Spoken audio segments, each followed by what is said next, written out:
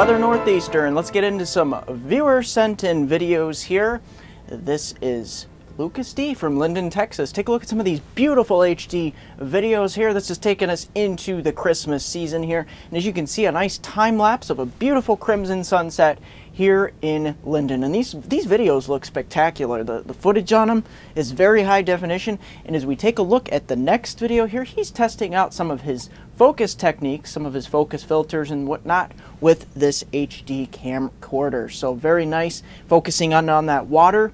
And of course, the last video, as we take a look here, he's focusing in on a very beautiful sunset across the Linden area, but he's kind of focusing on the weeds in front of the sunset. So it kind of gives that ambient effect to the sun, a more blurred effect, and then of course you're focusing more on the weeds here. So looking very nice. This is kind of a work of art here from Lucas D in Linden, Texas. Very nice. Let's take a look at weather. Will you see a white Christmas? Well, that being said here, this map I've drawn up basically does not take in historical values. This takes in what the model data is looking like at this time. Now, this could change, being that it's the weekend before Christmas and exactly about 1 week before Christmas here. But of course, here across the East Coast here of the United States, that being said, we're looking at the potential for a white Christmas, especially west of Pennsylvania. We're looking into portions of potentially Ohio. Ohio is going to be right on that border between the cold and warm side of the Christmas storm to the west here. And of course, here in the upper Great Lakes here across Chicago, portions of just Toledo over towards Indianapolis, this is where we could see some of the heavier snow accumulations. Now, like I said, Ohio is kind of the battleground, is where the low pressure system could ride up. That could change, oscillate back and forth depending on the model data. And unfortunately here across the East Coast, this is where we're looking at the problems with the heavy rain.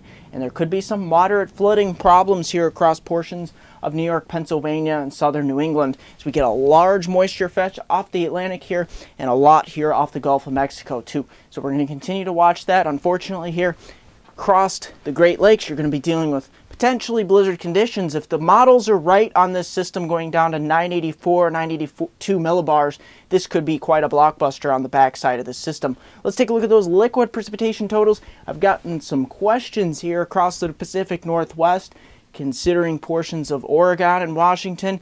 Yes, along the coastal range, you'll see upwards of 8 inches of rain, maybe 9 inches. And of course, in the valleys here near Portland, you could be seeing that 3 to 4 inch range, locally higher 5-inch amounts. Those snow levels will be above those past levels, so snow levels will be running a little bit high for this time of year. But of course, we will be seeing a lot of heavy rain this weekend across the Northwest here, across the Southeast here, just south of Linden, south of Dallas, Shreveport, Louisiana, over to just south of Birmingham. This is where we could see 3, 4, maybe 5 inches of rain. And then, of course, here up the East Coast, we're not looking at too much at the moment because that system that was going to pan out for the weekend looks to be quite a dud. Let's take a look at those surface maps. Continuing on into your weekend here, we're looking chilly and cold. Look at this layer of cold air, this cold pool of air with the high pressure to the north. Some areas won't get out of the single digits into northern Maine, portions of Quebec, but on the backside of some high pressure here, we will be warming it up a little bit, if you can call low to mid 30s warm. Heading out into your Sunday here, we're progressing towards a warm up here, and as you can see, some areas just west of Pittsburgh hitting near 40 degrees. Of course, over here in New England, northern New England especially, New Brunswick, we're still holding into the upper teens, low 20s, but then we head on into Monday, and Monday is where we start to see that high pressure start to retreat. We start to see some increasing clouds from the southwest here in the south, and we will set the stage for a major system developing for Christmas Eve and Christmas Day.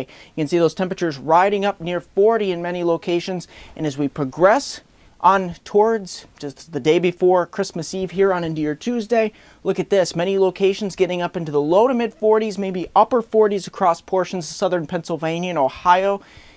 And then you're back east here into portions of New England and southern Ontario and Quebec. We approach 35 or 40 degrees, so feeling like quite a heat wave. And then, of course, we head on into the potential for this Christmas storm.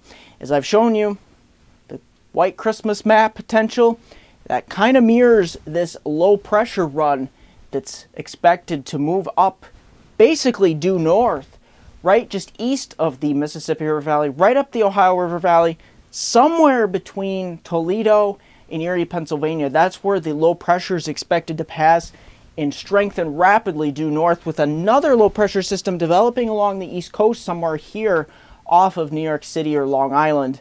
But at this point, there would still be too much warm air entrained with the moisture. There'll probably be a tremendous dry slot here in the mid-Atlantic at some point, but things are going to be very windy. And of course, here on the backside, this is where we're looking at the tremendous snowfall that could accumulate with this system, especially westward towards Chicago, west to Detroit area, maybe Detroit itself, especially northern Michigan, over towards Indianapolis and Gary, Indiana. That's where we could be looking at some of the higher snowfall accumulations. Ohio's going to be interesting because that could be where the low pressure system passes, and that will be either a mixture of rain, snow, sleet, freezing rain. So it's going to get kind of interesting, but a low pressure system moving up into Ontario like this will produce a tremendous amount of wind as well. And of course, it will bring a lot of moisture, tap into some of that Atlantic moisture, as well as that Gulf of Mexico moisture. So that's what we're looking at for the Christmas storm. Right now, it's too early to get into snowfall totals and exactly what areas will see snowfall.